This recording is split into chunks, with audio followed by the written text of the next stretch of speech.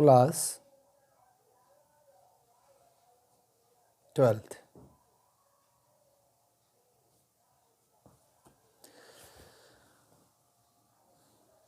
Integration, समाकलन। सबसे पहले हम समझते हैं इंटीग्रेशन क्या है। इंटीग्रेशन यानी समाकलन क्या होता है। Integration is reverse process of differentiation, that is integration is anti derivative. यानी इंटीग्रेशन अर्थात समाकलन अवकलन का विपरीत प्रक्रिया है। समाकलन क्या है? अवकलन की विपरीत प्रक्रिया है। जैसे मैं यहाँ पे एक फलन लिया हूँ f(x + c).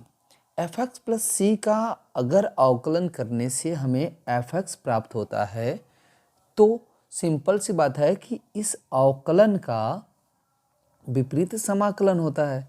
तो अगर मैं इसका समाकलन करूँगा, इसका समाकलन करूँगा तो समाकलन से अवकलन खत्म हो जाएगा, तो इसका इंटीग्रेशन इसके बराबर होगा। यानी f(x) dx का समाकलन f(x + c) के बराबर होगा। ठीक है, चलिए आगे मैं बताता हूँ कि जो समाकलन होते हैं वो दो प्रकार के होते हैं। एक निश्चित समाकलन होता है, एक अनिश्चित समाकलन होता है। तो हम पहले अनिश्चित समाकलन के बारे में पढ़ेंगे, उसके बाद निश्चित समाकलन। तो हम शुरू करते हैं। ये आपका इनडिफिनिट इंटीग्रेशन, इनडिफिनिट इंटीग्रेशन, अनिश्चित समाकलन। ठीक है, अनिश्चित समाकलन। फिर से पुनः मैं फार्मूला दोहराता हूँ। इंटीग्रेशन ऑफ f(x) dx बराबर f(x + c) वही होगा। यानी f(x + c) का अवकलन करने से f(x) प्राप्त होता है, इसलिए f(x) का समाकलन करने से f(x + c) प्राप्त हुआ। चलिए मैं इन सब के बारे में बता देते हैं किसको क्या कहते हैं। यहाँ पे जो ये चिन्ह है, इस प्रकार का जो चिन्ह बनता है, इस तरह से, इस चिन्ह को हम कहते हैं समाकलन का चिन्ह। क्या कहते हैं? इसे हम समाकलन का चिन्ह बोलते हैं। ठीक है ना, इस चिन्ह को हम समाकलन का चिन्ह कहते हैं। चलिए आगे, यह जो है f(x), जो इसमें f(x) था उसको इंटीग्रेंड बोलते हैं, इंटीग्रेंड बोलते हैं। इंटीग्रेंड यानी समाकल्य। dx जो है variable of integration, variable of integration यानी i का चर कहते हैं। जो f(x) है, देखिए f(x) है, वो f(x) को हम कहते हैं एंटी डेरिवेटिव या इंटीग्रल, यानी प्रति अवकलज कहते हैं। इसे क्या बोलते हैं? प्रति अवकलज कहते हैं। अब ये आपका जो c है, यह c, ये इसमें जो इस्तेमाल होने वाला c है, यह c कांस्टेंट ऑफ इंटीग्रेशन कहा जाता है। कांस्टेंट ऑफ इंटीग्रेशन कहा जाता है, जिसको हम i का अचर कहते हैं, यानी इंटीग्रेशन का अचर।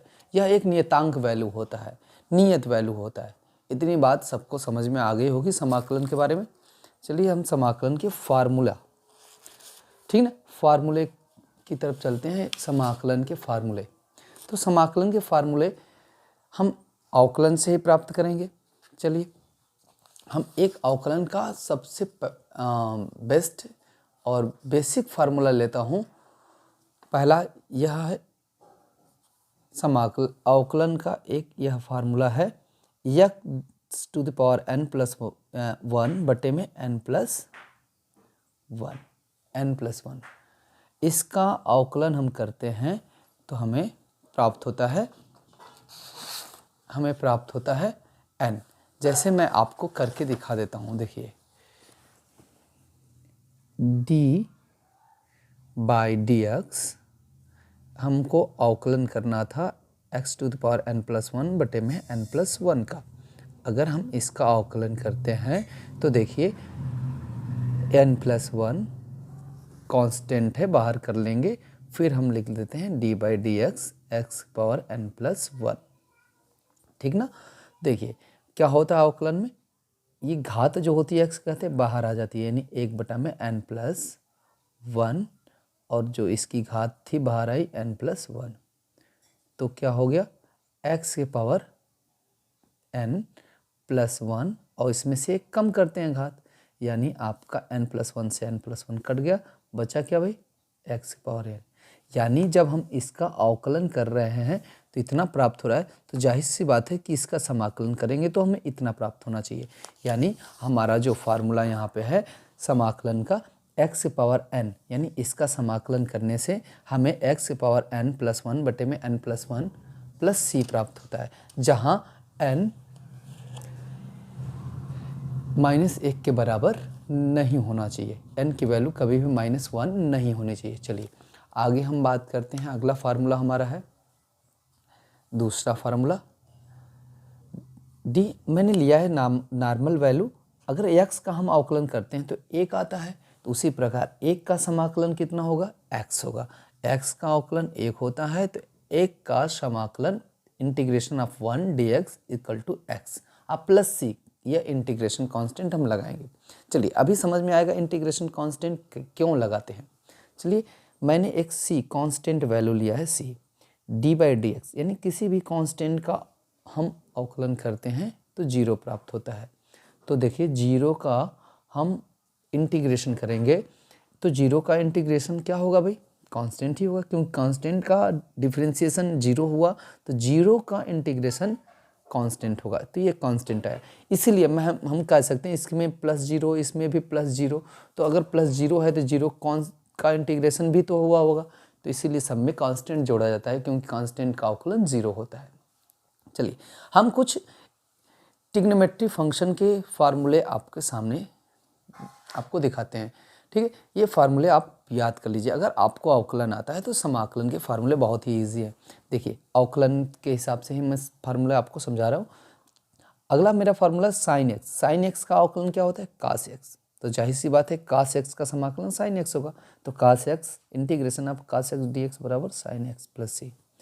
फिर यहाँ पे कास एक्स का डिफ्रेंसिएशन माइनस साइन एक्स है, कास एक्स का डिफ्रेंसिएशन d/dx कास एक्स बराबर माइनस साइन एक्स। तो देखिए ये माइनस साइन एक्स है, तो हम इस साइन एक्स को माइनस को इधर भेज देंगे, तो इस साइन एक्स का अवकलन समाकलन, साइन एक्स का समाकलन इंटीग्रेशन क्या होगा, माइनस कास एक्स प्लस सी। टैन एक्स का अवकलन होता है tan x d/dx, tan x बराबर सेक स्क्वायर एक्स होता है, तो यहाँ सेक स्क्वायर एक्स का क्या होगा, टैन एक्स प्लस सी। काट एक्स का अगर आप अवकलन करते हैं, काट एक्स का अवकलन करते हैं तो क्या आता है भाई, काट एक्स d/dx काट एक्स, तो ये होता है माइनस कोसेक स्क्वायर एक्स। इस माइनस को इधर भेज दीजिए, तो cosec square x dx, cosec square x dx का समाकलन क्या होगा, ये काट एक्स है तो काट एक्स होगा, ये वाला माइनस इधर चला गया, तो ये आपका होगा minus cot x plus C. आगे d/dx सेक एक्स का अवकलन क्या होता है, sec x into tan x. तो बताइए इसका मैं जैसे ही समाकलन लगाऊंगा तो आंसर क्या आना चाहिए, सेक एक्स। तो यानी sec x into tan x का समाकलन सेक एक्स प्लस सी होता है। ओके चलिए आगे d/dx कोसेक एक्स बराबर minus cosec x into cot x. तो कोसेक एक्स का अवकलन minus cosec x cot x होता है, तो फिर इस माइनस को आप इधर भेजिए तो माइनस कोसेक एक्स हो जाएगा, तो ये cosec x into cot x का cosec x into cot x का समाकलन होता है कोसेक एक्स प्लस सी। फिर से समझिए d/dx कोसेक एक्स का अवकलन होता है cot x cosec x into cot x, cosec x का अवकलन होता है cosec x into cot x minus, इस माइनस को हम इधर भेजेंगे तो ये क्या होगा, cosec x into cot x का समाकलन minus cosec x plus C. Okay तो ये तो था आपके ट्रिग्नोमेट्री फंक्शन यानी त्रिकोणमितीय फलन के समाकलन। अब ठीक है, अगला फार्मूला हमारा d/dx कर्डी में x का अवकलन होता है 1/2√x। तो क्या आएगा बताइए, इसका इंटीग्रेशन 1/√x dx बराबर 2√x प्लस सी हो जाएगा। ठीक है, देखिए 2 है, 2 इधर भेज दीजिए क्योंकि यह कांस्टेंट है, तो 1/कड़ी में x का समाकलन क्या होगा, 2 कड़ी में x प्लस सी तो लगाना ही कांस्टेंट है। ठीक है, कांस्टेंट है। अगला फार्मूला हमारा होगा d/dx 1/x बराबर -1/x² होता है। 1/x का अवकलन माइनस 1/x² होता है। तो इस 1/x² का समाकलन क्या होगा? 1/x होगा। माइनस को उधर कर देंगे तो माइनस 1/x इन प्लस सी। चलिए अगला फार्मूला जो हमारा है वो है e के पावर x। e के पावर x तो एक ऐसा फलन है जो ना अवकलन में बदलता है ना समाकलन में बदलता है।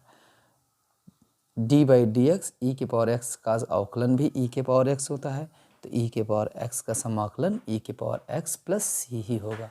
ठीक है, अगला हम आपके फार्मूले की बात करते हैं। अगला फार्मूला आपका है d/dx log mod x। d/dx log mod x बराबर 1/x। तो इसका 1/x का समाकलन क्या होगा बताइए? इंटीग्रेशन ऑफ 1/x dx बराबर log x mod x, यानी ये आ जाएगा इंटीग्रेशन में log mod x plus c. ठीक है, अगला फार्मूला है आपका d/dx a के पावर x का। d/dx a के पावर x का अवकलन होता है a के पावर x log a। अब देखिए log a तो अचर है, यानी यह एक कांस्टेंट है, तो ये इधर बटा में चला जाएगा। तो क्या होगा? a के पावर x का इंटीग्रेशन, a के पावर x का इंटीग्रेशन करेंगे, यानी a के पावर x का इंटीग्रेशन आपका क्या होगा? a के पावर x आई बटा में चला गया log x, तो a के पावर x बटा में log x अब प्लस सी। ठीक है, अगला हम इन्वर्स ट्रिग्नोमेट्रिक फंक्शन के फार्मूले की चर्चा करते हैं। अब आगे इन्वर्स ट्रिग्नोमेट्रिक फंक्शन की चर्चा करते हैं। प्रतिलोम त्रिकोणमितीय फलन, चलिए ये भी बहुत ही सरल हैं फार्मूले। d/dx साइन इनवर्स x का अवकलन होता है करड़ी में 1 - x²। तो इसका समाकलन किसका? इसका 1/करड़ी में 1 - x² का समाकलन होगा साइन इनवर्स x। अब प्लस सी कांस्टेंट लगाना नहीं भूलिएगा। अगला d/dx कास इनवर्स x का जो समाकलन होता है -1 करड़ी में 1 - x² होता है। तो इस माइनस को हम इधर भेज देंगे तो ये हो जाएगा इंटीग्रेशन 1 करड़ी में 1 - x² इंटू dx बराबर minus cos inverse x plus c. देखिए मज़े की बात यहाँ पे ये है कि देखिए दोनों जगह पे, यहाँ पे भी 1 करड़ी में 1 - x² dx, यहाँ पे भी इंटीग्रेशन ऑफ 1 करड़ी में 1 - x² dx है। दोनों सेम है, लेकिन दोनों जगह एक जगह साइन इनवर्स x है, एक जगह पर माइनस कास इनवर्स x है। तो ये दोनों वैल्यू अगर आती है क्वेश्चन में दोनों तरह का, तो आपके ऊपर डिपेंड है कि साइन इनवर्स x लेते हैं या कास इनवर्स x लेते हैं।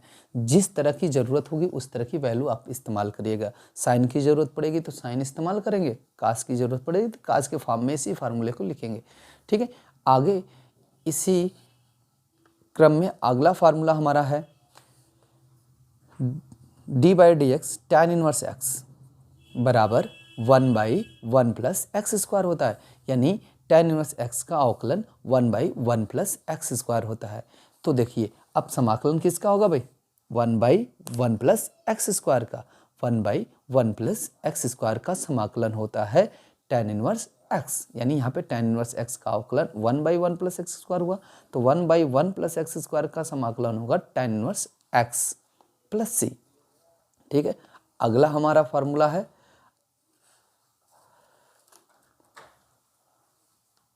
d/dx cot inverse x plus d/dx cot inverse x का हमारा अवकलन होगा -1 प्लस x², यानी काट इनवर्स x का अवकलन हुआ -1/1 प्लस x²। इस माइनस को काट की तरफ भेज दीजिए तो ये माइनस काट इनवर्स x हो जाएगा, तो बराबर 1/1 प्लस x², यानी 1/1 प्लस x² का जो अवकलन होगा वो कितना होगा? 1/1 प्लस x² dx का अवकलन होगा माइनस काट इनवर्स x। यहाँ पे क्योंकि ये प्लस माइनस इधर चला जाएगा तो माइनस काट इनवर्स x प्लस सी। अर्थात यहाँ पे भी वही बात हुई जो ऊपर साइन कास में हुआ है। यहाँ पे दोनों सेम वैल्यू थी तो साइन इनवर्स x और कास इनवर्स x आता है। यहाँ पे देखिए 1/1 प्लस x², 1/1 प्लस x² दोनों जगह पे सेम है, लेकिन एक जगह पे tan एक जगह पे काट आया है। अब आपको भी क्वेश्चन के अनुसार जैसा उचित होगा, tan की ज़रूरत लग रही है तो tan इस्तेमाल कर सकते हैं, ठीक है। और क्वेश्चन सॉल्व करते समय काट की इस ज़रूरत पड़ रही है तो काट इस्तेमाल करेंगे। जब सवाल हल न्यूमेरिकल लगाएंगे, प्रॉब्लम सॉल्व करेंगे तो ऑटोमेटिक समझ जाएंगे क्या होता है। चलिए अगला क्वेश्चन नंबर फार्मूला आपका 19 है। 19 फार्मूला जो है वो सेक इनवर्स एक्स का है। देखिए d by d x, sec inverse x का जो अवकलन होता है 1/x कड़ी में एक्स स्क्वायर माइनस 1, 1/x कड़ी में एक्स स्क्वायर माइनस 1।